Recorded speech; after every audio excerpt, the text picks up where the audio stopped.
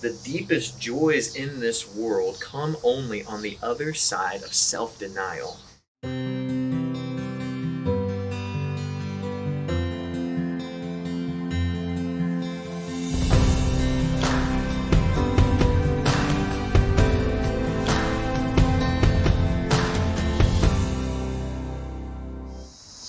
Hey, what's going on, Grace family, and welcome back to our midweek check-in.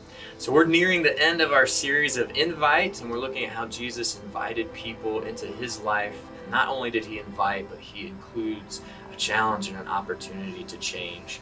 So the invitation and challenge of this last Sunday, we talked about the invitation where Jesus says, come, deny yourself, pick up your cross, and follow after me. And we left with the big idea that denying self to follow Jesus leads to eternal satisfaction beyond our comprehension. And so I want to meet you here in the middle of your week and just kind of talk about that a little bit, because I feel like denying self has kind of become this thing where it just robs you of all joy, or the picture of the idea of denying self is just life is going to be miserable. You have to rid yourself of anything good to follow after Jesus. And I really think that's a lie from the enemy. What he wants us to believe is that in order to follow Jesus, you have to live a miserable life. And so what he'll do is he'll throw things in our path to distract us from denying self and following Jesus, and say, here are things of the world like money or entertainment. Here are some things that you can spend your time on and get happiness from, because you're not going to get happiness in following Jesus. But really the exact opposite is true. Satan does is he takes things and he makes a counterfeit version of them, trying to keep us blind to who God really is.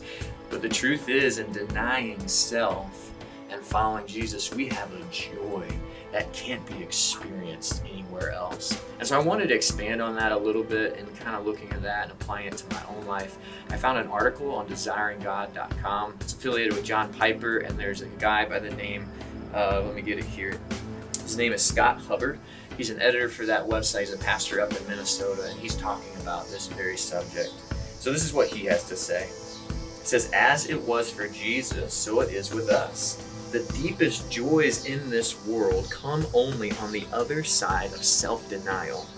In fact, the joy is so rich, so expansive and generous, that often it meets us in the very midst of our self-denial.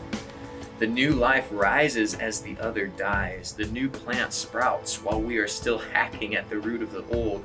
Just as we are sorrowful, yet always rejoicing, so too are we self-denying, yet always rejoicing. And what he did there is he quoted 2 Corinthians chapter 6 and verse 10, which says this, as sorrowful, yet always rejoicing, as poor, yet making many rich, as having nothing, yet possessing everything. And then one more short paragraph of his.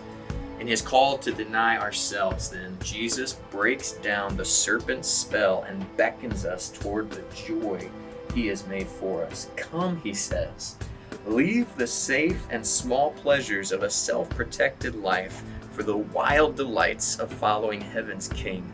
Leave darkness for light, hell for heaven, and the life you want to save for a far better life of loving me.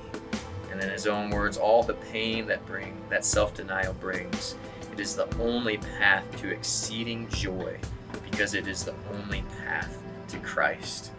So with that kind of thought in mind, I want to close out with one verse for this week. It's Psalm 43 and verse 4. It says, then I will go to the altar of God, to God my exceeding joy. And I will praise you with a lyre, O God, my God. And so I just want to encourage you, as we're trying to figure out this whole idea of denying self, picking up our cross and following after him, it is so full of joy, because what's on the other side of self-denial is Christ himself and a relationship with him that he has made available. So keep that in mind. It's not about being miserable, it's about being joyful, because we are with him as we are removing the things of this world. So looking into this next Sunday, we're on our very final invitation and challenge of Jesus. We are back in John chapter 15, and the invitations have moved from come or follow or called, and now it switches to abide. So there's a whole new level of depth and meaning there as we look at the invitation and challenge of Jesus this week. So I'll be praying those things over you this Sunday. I will pray that you will find joy. I will pray that we will learn alongside each other this next Sunday as we continue to dive in to the invitations and challenge of Jesus. So thank you so much. Have a great week, and we'll see you Sunday morning at 9 a.m.